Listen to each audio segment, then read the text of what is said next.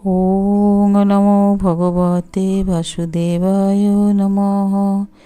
ওং নমো ভগবতে বাসুদেবায় নমঃ।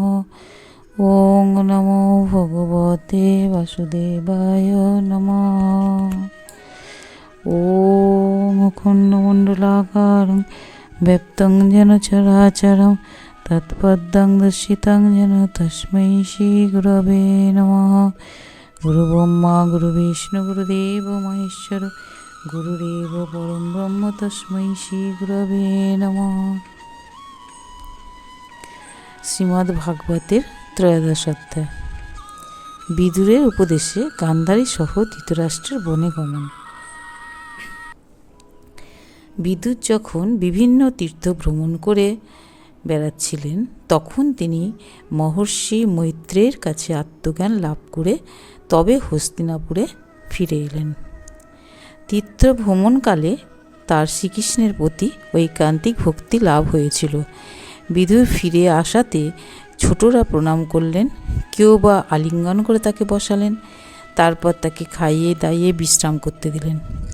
বিশ্রামের পর যখন তিনি আরাম করে বসেছেন, তখন যুধিষ্ঠির বিনীতভাবে বললেন, হে পিতৃব্য, পাখিরা যেমন নিজেদের ডানার নিচে রেখে ডিমকে রক্ষা করে, উত্তাপ দিয়ে তাদেরকে বড় করে তোলে, তেমনি আপনি আমাদের পালন পোষণ করে বড় করে তুলেছেন।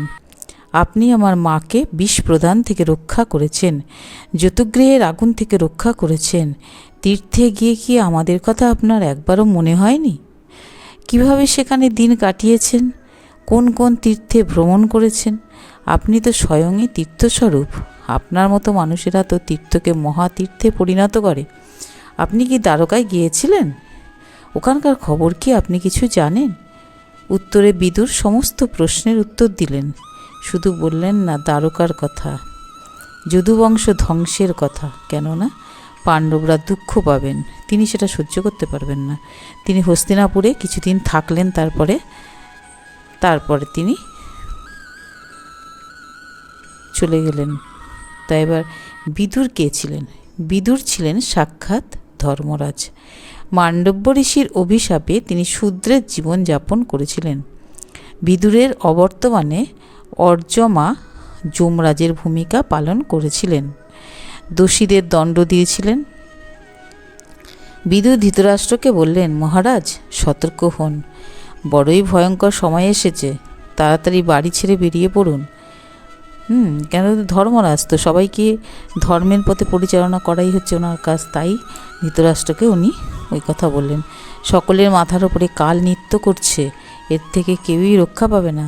তাই সব কিছুর মায়া কাটিয়ে, ভাই বন্ধু আত্মীয় স্বজন বন্ধু বান্ধব পুত্র মিত্র সবার মায়া কাটিয়ে আপনি বনে গমন করুন এবং সেখানে নিজের দেহ ত্যাগ করুন।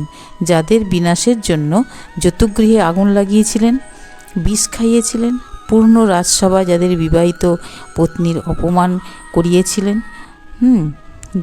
দুর্যোধন করেছেন, আর আপনি চুপ মুখ বুঝে তা সহ্য করেছিলেন, আর তাদেরই অন্যে প্রাণ ধারণ করে এখন বেঁচে আছেন। আপনার কি লজ্জা নেই? যিনি সংসারের মায়া কাটিয়ে বনে গিয়ে নিজের দেহ ত্যাগ করেন, তিনিই শ্রেষ্ঠ, তিনিই ধীর ব্যক্তি। যিনি সংসারের মায়া ত্যাগ করে সন্ন্যাস গ্রহণ করেন, তিনিই হচ্ছে নরোত্তম। এইভাবে বোঝানোর ফলে ধৃতরাষ্ট্রের জ্ঞানচক্ষু খুলে গেল। তখনই তিনি রাজপ্রাসাদ ছেড়ে বেরিয়ে পড়লেন। গান্ধারীও স্বামীকে যেতে দেখে পেছন পেছন রওনা দিলেন। এদিকে যুধিষ্ঠির প্রাতঃকালে সন্ধ্যা বন্দনাদি সেরে এসে যুধিষ্ঠির গান্ধারীকে এবং বিদুরকে না দেখতে পেয়ে সঞ্জয়কে জিজ্ঞাসা করলেন। সঞ্জয় বললেন, আমি কিছুই জানি না। এমন সময় নারদ এসে হাজির হলো। তখন যুধিষ্ঠির নারদকে জিজ্ঞাসা করাতে নারদ বললেন, তুমি কারোর জন্য শোক করো না, কারণ এই জগৎ ঈশ্বরেরই অধীন। তিনি যা করাচ্ছেন আমরা তাই করছি, আমরা ওনার হাতের পুতুল। তিনিই মেলান সবাইকে, আবার তিনিই সবাইকে আলাদা করে দেন। মোহবশে কারোর জন্য শোক করা উচিত নয়। অজ্ঞানপ্রসূত মানসিক দুঃখ ছেড়ে দাও। এই পঞ্চভৌতিক দেহ কাল কর্ম গুণেরই অধীন। আমরা কারোর জন্য কিছু করতে পারি না, ঈশ্বর যা করাবেন তাই হবে। ধর্মরাজ বিদুর ধৃতরাষ্ট্রকে ও গান্ধারীকে নিয়ে হিমালয়ের দক্ষিণে চলে গেলেন। বিদুর ওদেরকে সঙ্গে করে নিয়ে গেছে। ওখানেই তারা প্রাণ ত্যাগ করলেন। সেখানে তারা ত্রিসন্ধ্যা স্নান, অগ্নিতে হোম, হ্যাঁ, এই সমস্ত করতে শুরু করলেন ধৃতরাষ্ট্রের মনে। আর এইগুলো করাতে কি হলো, ধৃতরাষ্ট্রের মনে আর কোনো কামনা বাসনা থাকলো না। যে মায়াটা এদের জন্য ছিল, পাণ্ডবদের জন্য ছিল, সেইগুলো সব চলে গেল। হ্যাঁ, ওই সমস্তগুলো করাতে তা তিনি আসন প্রাণায়াম দ্বারা মনকে প্রথমে স্থির করলেন এবং ধ্যানে মগ্ন হলেন।